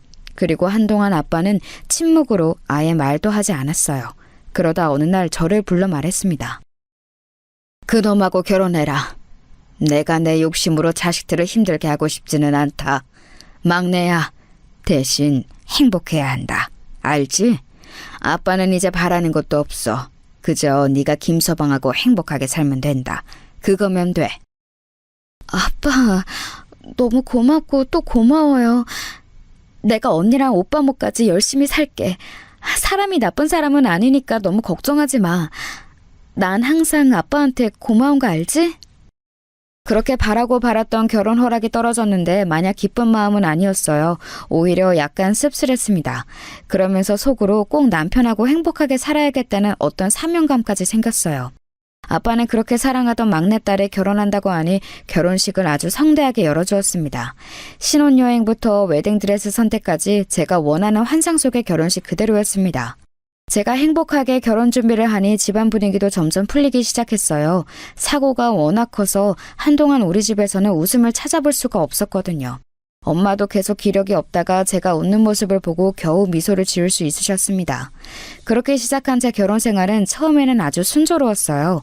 워낙 우리 집에서 반대가 심해서 시댁 눈치가 조금 보였는데 시아버지가 생각보다 너무 좋더라고요. 제 말이라면 무조건 다 좋다고 하셨습니다. 남편도 결혼하고 나니까 더 진국인 사람이었어요. 집안일도 잘하고 제가 손 하나 까딱하지 않도록 얼마나 열심히 했는지 모릅니다. 시누이도 원래 알던 사이라 나쁠 게 없었는데 딱 하나 문제가 있다면 바로 시어머니였어요. 시어머니는 조금 특이한 분이셨는데 저는 시어머니를 보며 마치 이방인 같다는 느낌을 느꼈습니다. 표정이 늘 매사에 관심이 없다는 표정이었는데 유난히 저에게 관심이 많았어요. 뉴스에 나올 정도로 대한민국이 들썩이는 사건 사고가 일어나도 시어머니의 입에서 그런 말을 들어본 적이 전혀 없습니다. 심지어 시댁 아파트에서 신혼 때 바로 윗집이 크게 강도가 들었던 사건이 있었어요. 그 사건이 일어나서 시댁 가족이 다 불안에 떨고 잠도 못 자서 돌아가며 보초를 서기도 했었습니다. 우리 남편도 시댁에 가서 며칠 동안 일부러 자고 올 정도였어요. 저도 당연히 걱정되어 시댁에 갔더니 시어머니는 아무렇지 않더라고요. 그런 분이 저한테는 하나부터 열까지 관심이 많았습니다. 특히 제가 입는 옷과 쓰는 용품들 그리고 가방 같은 사치품에 관심이 아주 지나치게 많았어요.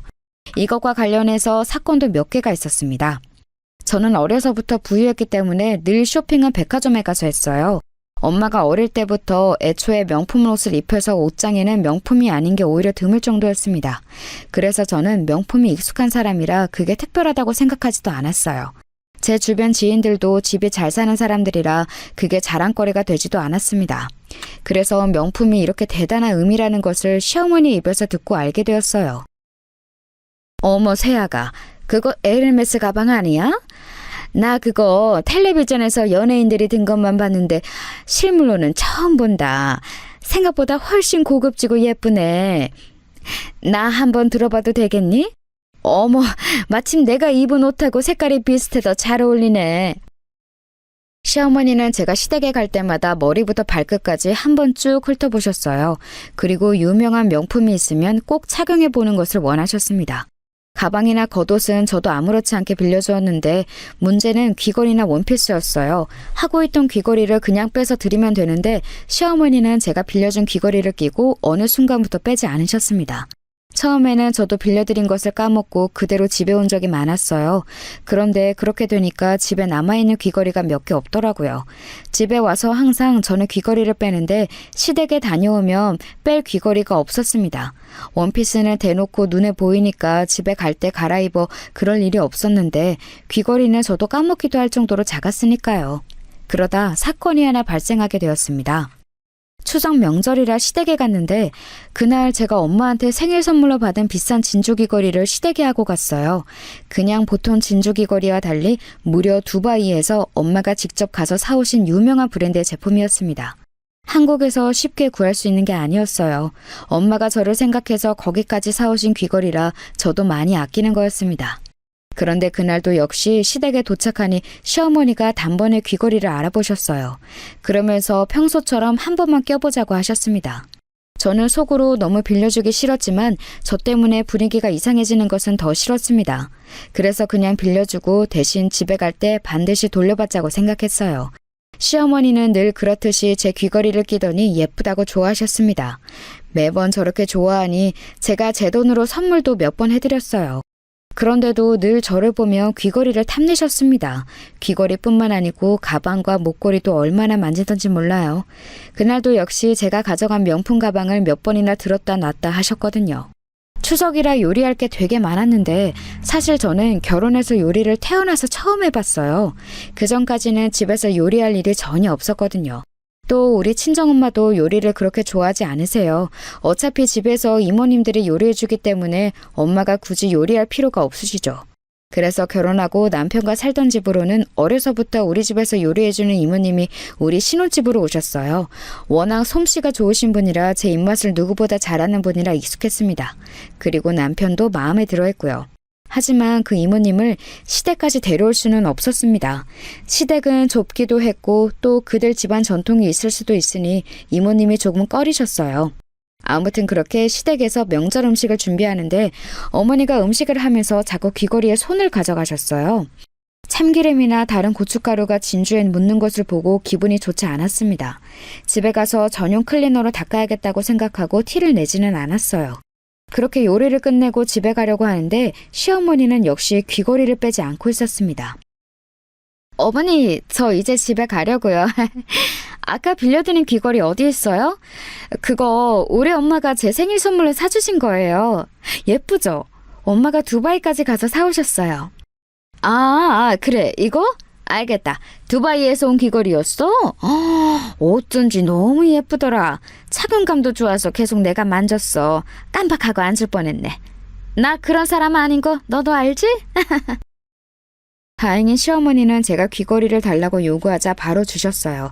그 모습을 보고 저는 괜히 제가 기분 나쁘게 생각했던 건지 반성하기도 했습니다. 그동안 시어머니가 제 귀걸이를 돌려주지 않았던 것은 다 실수라고 생각했어요. 이렇게 최대한 좋게 생각했는데 더 큰 사건이 발생하게 되었습니다.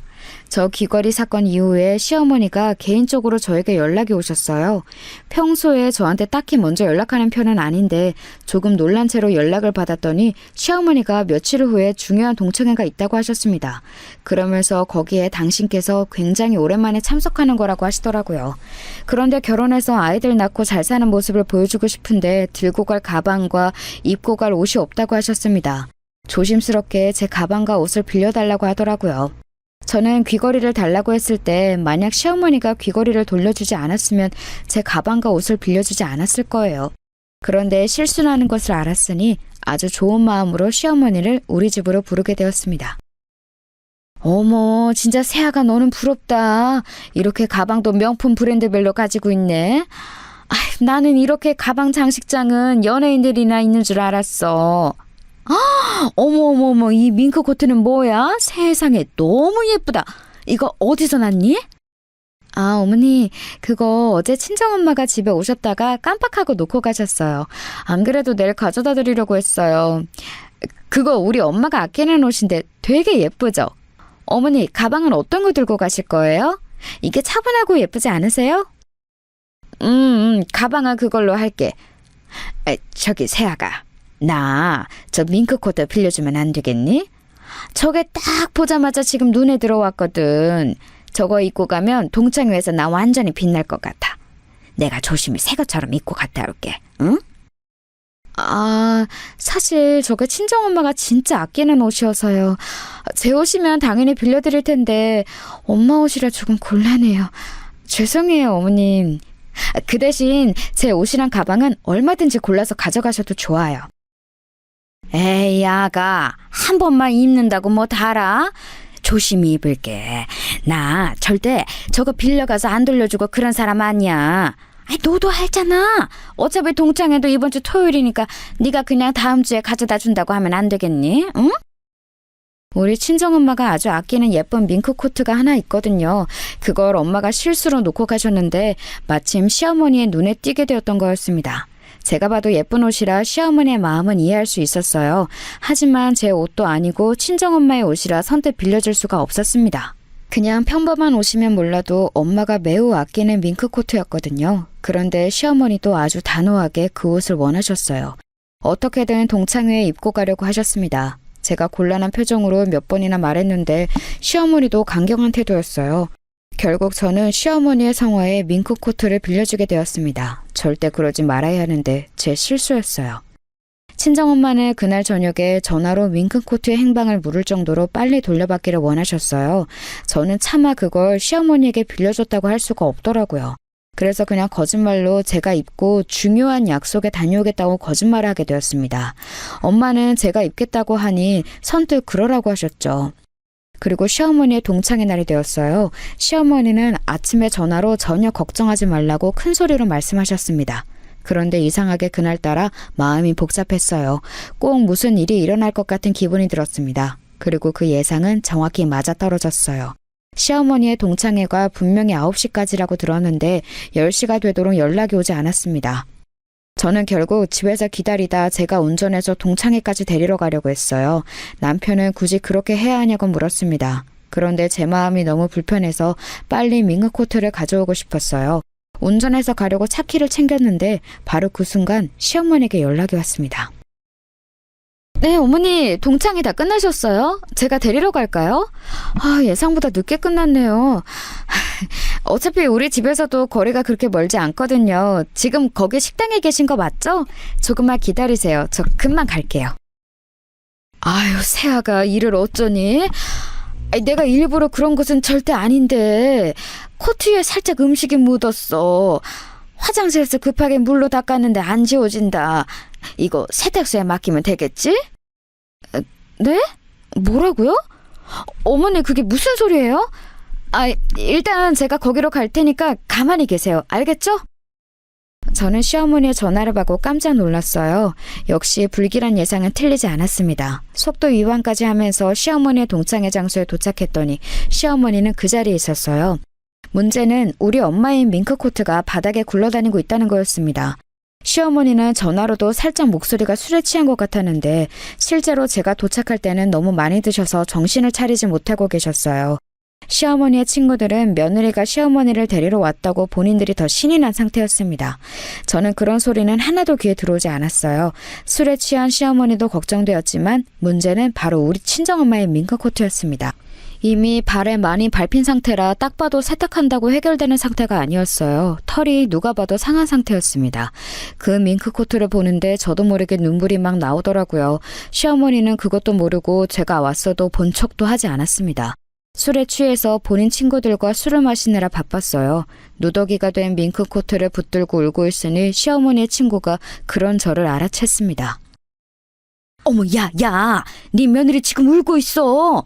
아니, 저 밍크코트 네 것 아니었어? 왜 코트를 붙잡고 우는 거야? 이게 무슨 일이야? 저기요, 괜찮아요? 너무 서럽게 울어서 모른 척 하기도 그렇네. 저거 내 거라니까. 며느리가 날 생일이라고 사준 거라고 했잖아. 세아가. 내가 미안하다. 아마 자기가 사줬는데 내가 술 마시느라 신경 못 써서 속상해서 그런가. 아가, 미안해. 술에 취해 미안하다고 하는 시어머니를 억지로 데리고 그 자리를 나왔어요. 차에 타서 일단 우리 집으로 데려가는데 시어머니는 집에 가는 내내 술 냄새를 풍겼습니다. 오는 제가 보이지도 않는지 혼자 동창회에 나온 본인 친구들을 시원하게 욕하더라고요. 집에 도착해서 남편에게 전화로 내려오라고 하고 밍크코트를 살펴보았습니다. 가까이서 자세하게 보니까 더욱 말이 아니었어요.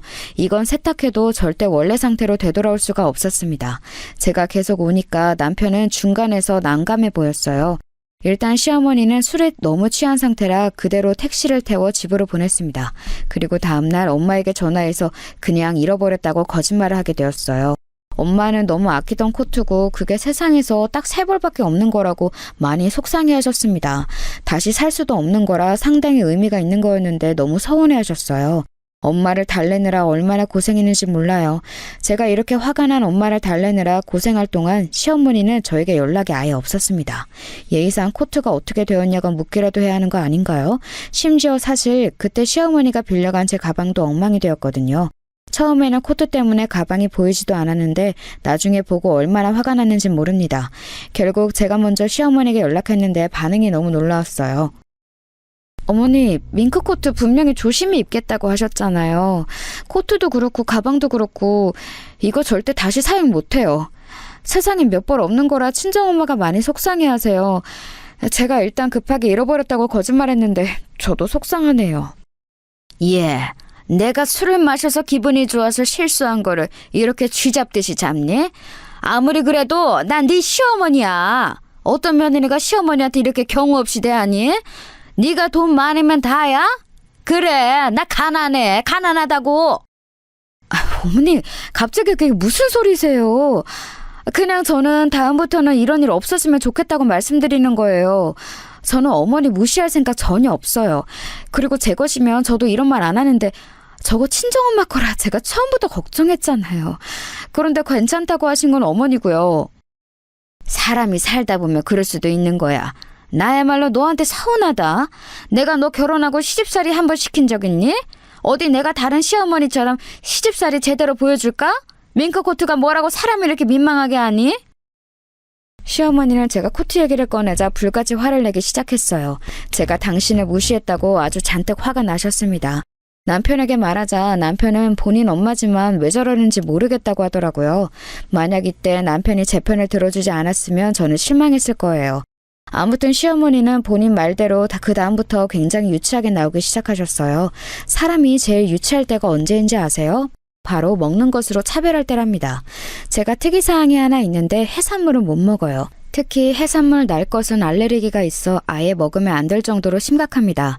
이걸 시어머니도 제가 시댁에 가서 해산물에 손을 대지 않으니 이미 알고 계셨어요. 그래서 제가 시댁에 가는 날은 시부모님이 일부러 해산물을 배제해서 준비해 주시곤 하셨습니다. 저도 그런 시부모님이 너무 감사해서 꼭 시댁을 방문할 때는 와인이나 한우를 준비했어요. 그런데 밍크코트 사건 뒤로 기가 막힌 상황이 발생하게 되었습니다. 하필 코트 사건 다음 주가 아버지가 생신이었거든요. 평소에 시아버지는 외식보다 집에서 드시는 것을 훨씬 선호하세요. 그래서 시아버지 생신 때는 늘 집에서 거하게 차려 먹고는 했습니다. 원래 시댁 행사가 있으면 저도 가서 많이 도와드리곤 했는데 그날은 저도 기분이 상해서 일부러 도착 시간에 맞춰서 가게 되었어요. 시누이와 몰래 연락해서 미안하다고 뒤에서 말을 맞춰놓긴 했습니다. 시누이는 다행히 자기 엄마보다 제 편을 들어주었어요. 시누이도 남편도 본인 엄마를 이해하지 못한다고 해서 제 마음도 조금 풀린 상태였습니다. 그래서 이왕 가서 일단 그래도 어른이니까 제가 먼저 다가가야겠다고 생각했어요. 그런데 도착해서 저는 너무 유치해서 할 말이 없었습니다.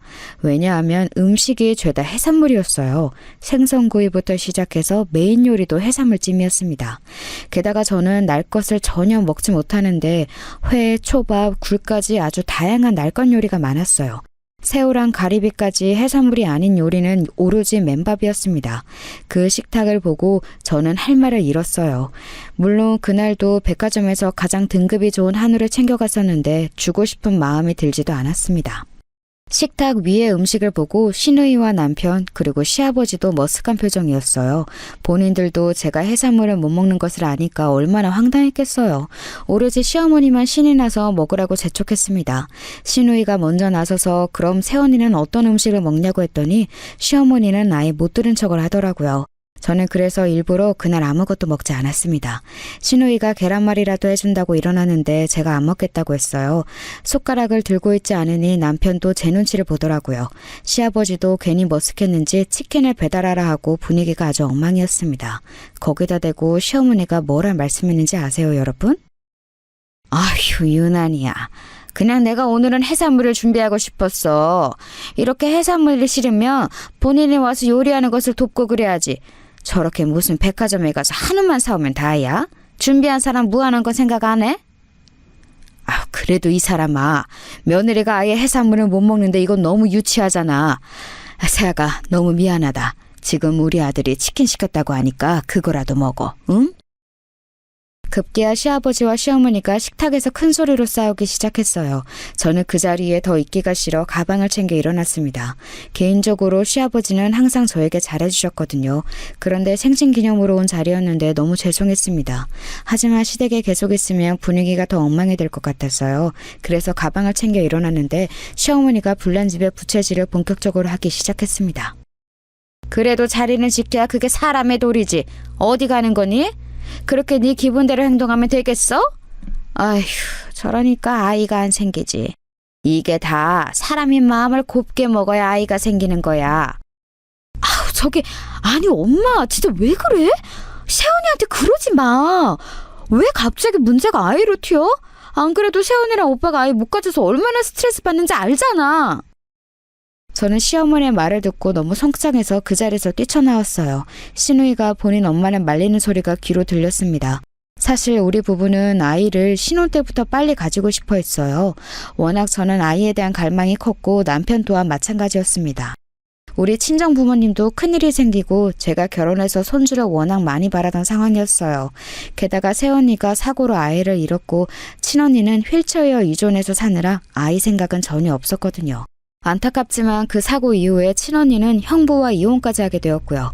그래서 우리 집안의 유일한 손주 희망은 오로지 저 하나였습니다. 원래 너무 바라면 이루어지지 않는다는 말 아세요?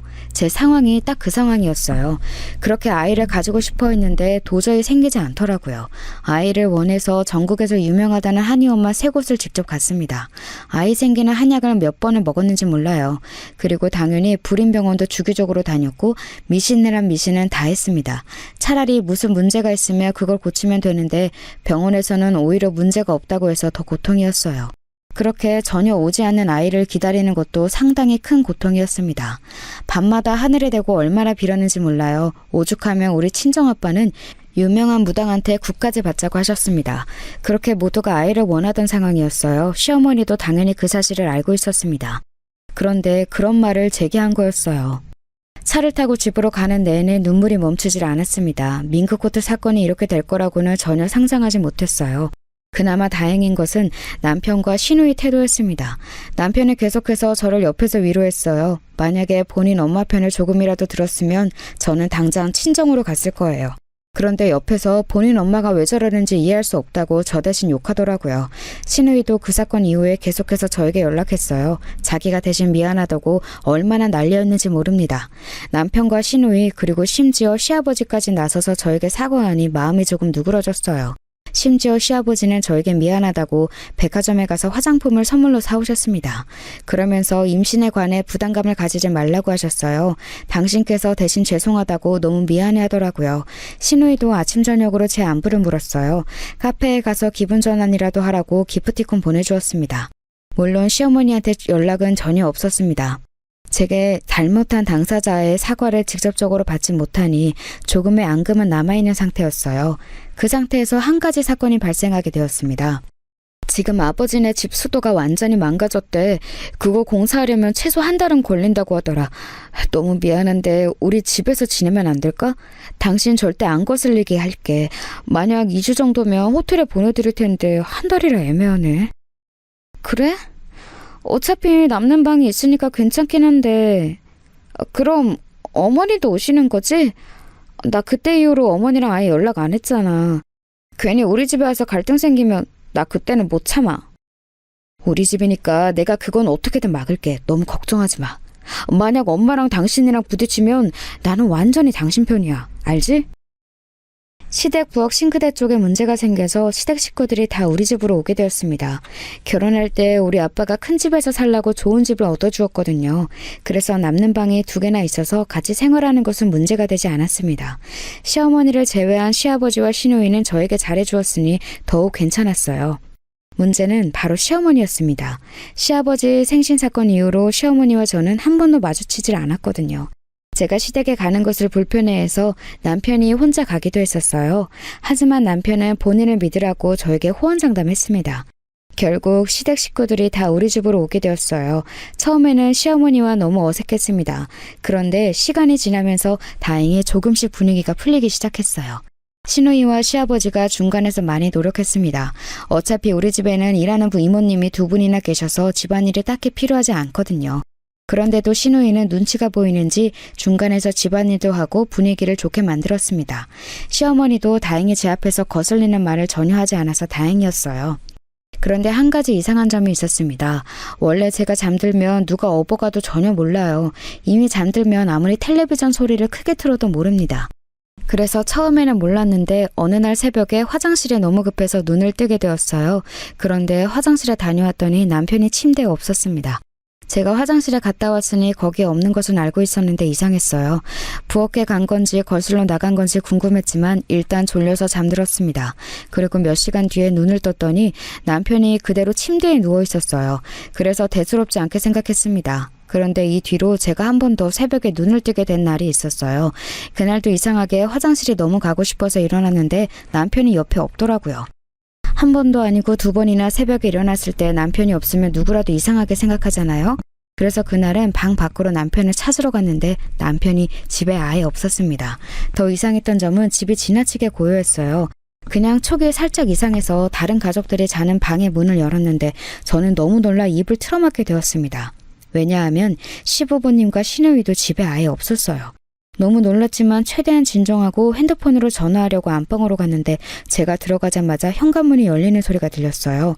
순간 재빨리 자는 척을 하고 침대에 누웠더니 남편이 방으로 들어왔습니다. 식구들은 다 같이 들어왔는데 서로 아무 말도 하지 않았어요. 남편도 너무 아무렇지 않게 제 옆에 누워 잠들었습니다. 다음날 아침에도 새벽에 일을 그 누구도 먼저 말하지 않았어요. 먼저 말을 꺼낼까 하다 저는 꾹 참았습니다. 그리고 그날은 잠을 자지 않고 기다렸어요. 자는 척을 하고 있었더니 또 새벽 2시가 되자 식구들이 저만 빼고 집을 나갔습니다. 이건 아무리 생각해도 이상했어요. 그래서 다음날 결국 저는 제가 먼저 말을 꺼냈습니다. 여보, 새벽에 다 같이 나가는 건 도대체 왜 그러는 거야? 혹시 내가 모르는 무언가가 있어? 너무 궁금해서 도저히 참을 수가 없어. 당신 그거 어떻게 알았어? 원래 잠들면 누가 업어가도 모르잖아. 별거 아니야. 당신은 신경 쓰지 않아도 돼. 나는 당신이 안 게 더 신기하네. 남편은 심하게 당황하더니 이유를 전혀 알려주지 않았습니다. 이상할 정도로 수상하게 숨겼어요. 아무리 물어봐도 절대 입을 열지 않았어요. 오히려 그 자리를 피하기 급급했습니다. 저는 그런데 궁금한 것을 절대 못 참거든요. 그래서 결국 그날 밤 또 새벽에 나가게 된다면 미행하려고 했어요. 역시 새벽 2시가 되자 식구들은 조용히 집을 나갔습니다. 자는 척 눈을 꾹 감고 있었는데 남편은 제 앞에서 손을 흔들어 보더라고요. 제가 완전히 잠든 것을 확인하자 밖으로 나갔습니다. 조용히 일어나서 몰래 택시를 불러 뒤따라갔어요. 들킬까봐 얼마나 마음을 졸였는지 모릅니다. 그리고 도착한 곳은 바로 병원이었어요. 저는 사실 속으로 혹시 위험한 곳을 가면 어떡하나 걱정했거든요. 그런데 의외로 병원에 가길래 오히려 당황했습니다. 다행히 병원이라 사람들이 많아 미행에도 들키지 않았어요. 시댁 식구들을 뒤따라갔더니 특실로 가더라고요. 너무 자연스럽게 행동하는 모습에 많이 놀랐습니다. 그런데 그 뒤에 들리는 대화 내용을 듣고 저는 더 놀라게 되었어요. 문을 열고 대화하에서 대화 소리가 생생하게 들렸는데 내용이 어땠는지 아세요? 내가 오늘 얼마나 놀랐는지 알아? 갑자기 아침에 우리 보고 어디 가냐고 묻더라고. 이제 오늘이 이것도 마지막이야. 나는 앞으로 조심해야 할 것 같아. 엄마 괜찮아? 올해 엄마 얼굴이 많이 상했어. 오빠, 조심해서 행동해. 기분 거슬리지 않게 노력하라고. 알지? 그리고 아줌마도 더는 신경 거슬리게 하면 안 돼요. 저번에 밍크코트랑 아이 문제로 아빠랑 나랑 얼마나 고생했는지 알아요? 우리가 돈을 얼마나 주고 있는데 이러면 안 되죠. 저는 순간 온몸에 소름이 돋았습니다. 시어머니에게 시누이와 남편이 아줌마라고 부르더라고요. 그러면서 병실에 누워있는 환자한테 엄마라고 해서 저는 사시나무처럼 몸이 떨리기 시작했어요. 그래도 우리가 잘 구슬려서 괜찮아. 우리가 몰래 며느리 물건 뒤로 팔면서 이렇게 병원비를 내고 있잖니. 이런 관계가 쭉 지속되어야 해. 그래야 나중에 아기 낳고 더 돈을 받지. 병원비가 만만치 않으니까 다들 행동 잘해. 사기 결혼이라는 것을 알면 분명 그 집안에서 난리가 날 거야. 나도 연기하는 거 한계가 있다고요. 그럼 돈을 더 주든가. 나는 걔가 너무 얄미워. 몰래 귀걸이랑 옷 몇 개씩 훔쳐서 용돈벌이 하는 재미로 살긴 하지만 더 받아낼 거야. 믿기 힘든 소리에 저는 핸드폰을 켜서 녹음하기 시작했어요. 시댁 식구들은 그것도 모르고 계속 저를 속여야 한다며 열심히 했습니다. 이제야 모든 퍼즐이 맞춰지기 시작했어요. 시어머니가 시누이와 남편의 얼굴을 닮지 않았던 것은 다 이유가 있었습니다. 그리고 누워있는 사람이 바로 진짜 시어머니였던 거였어요. 진짜 친엄마는 아파서 병원에 있었고 그 병원비를 위해 일부러 저한테 접근했던 거였습니다. 저는 그 사실을 전혀 모르고 있던 거였고요. 식구들이 다시 오겠다고 밖으로 나오는 소리를 듣고 저도 서둘러 녹음을 껐습니다. 그런데 도저히 우리 집으로 갈 수는 없었어요. 그래서 결국 그대로 친정으로 향했습니다. 도착해서 놀란 부모님의 얼굴을 보니 눈물이 너무 많이 나왔어요. 엉엉 울며 녹음본을 그대로 틀어주었습니다. 부모님도 경악하셨죠. 충격적인 소식에 저는 그대로 잠들어서 하루를 꼬박 자게 되었습니다. 자고 일어났더니 우리 집에는 시어머니가 와 있었어요. 엄마가 몰래 저에게 말하길 아빠가 돈을 어마어마하게 주고 시어머니를 데리고 왔다고 하더라고요. 그럼 저는 빼주시는 거 맞죠? 저 사람들이 시어머니 역할을 해달라며 본격적으로 사기친 거라고요. 이미 애초에 며느리한테 접근한 것도 다 계획에 있던 거였어요. 그냥 저 사람들 가족 전체가 사기꾼이라고요. 아픈 친엄마 병원비가 감당 안 되니까 일부러 다가간 거예요. 그런데 진짜 돈 맛을 보니까 이렇게 일이 커진 거죠. 친정아빠는 시어머니를 돈으로 구슬려서 우리 편으로 만들었어요. 시어머니에게 모든 사실을 들으니 기가 찼습니다. 남편이 애초에 저한테 다가온 것도 다 계획이었대요. 아픈 진짜 친엄마의 병원비를 위해 다 꾸민 일이라고 했답니다. 원래는 아이를 가지면 시어머니는 죽었다고 하고 그만하려고 했는데 아이가 생기지 않아 길어지고 있다고 했습니다. 이 모든 사실을 알고 친정부모님은 당연히 화가 크게 나셨어요. 저는 배신감에 살이 너무 많이 빠져서 영양실조로 입원도 하게 되었습니다. 이 사건은 제 인생에 아주 큰 영향을 미치게 되었어요. 다행히 친정부모님이 능력이 있어서 마무리를 다 맡길 수 있었습니다. 아빠는 대한민국에서 제일 유명한 법인에 제 사건을 의뢰하셨어요. 그리고 저 사람들은 사기죄로 다 감옥에 가게 되었습니다.